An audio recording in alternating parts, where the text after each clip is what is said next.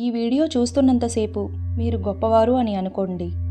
ఈ వీడియో మీలాంటి గొప్పవారి కోసం చేయబడింది.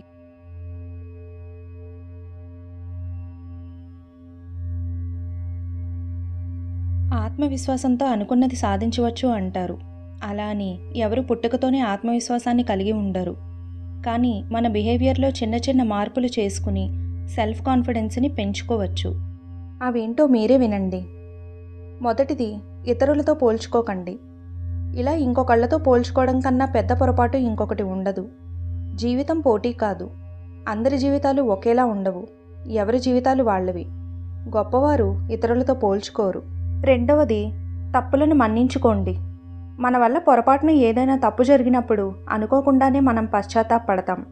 ఇలా ఎందుకు చేశామా, ఇలా చేసి ఉండకూడదు అని తెగ మదనపడుతూ ఉంటాం. అలా జరిగిన పొరపాట్ల గురించి బాధపడాల్సిన అవసరం లేదు. మీ తప్పుల్ని మీరే క్షమించుకోండి.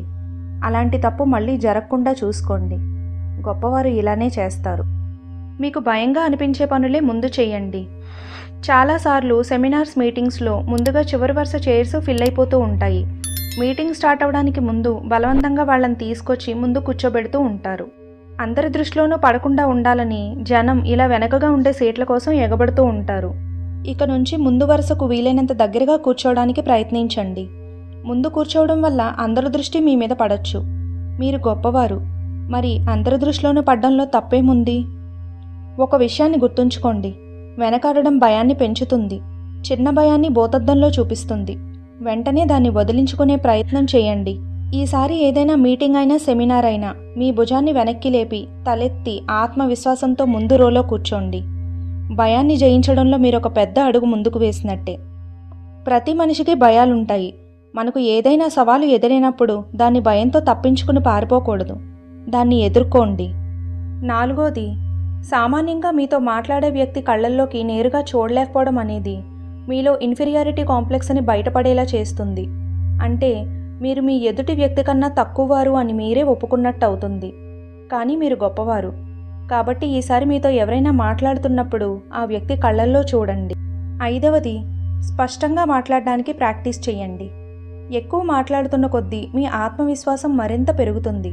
10 మందిలో మాట్లాడే అవసరం వచ్చినప్పుడు ఆఖరిగా మాట్లాడకండి.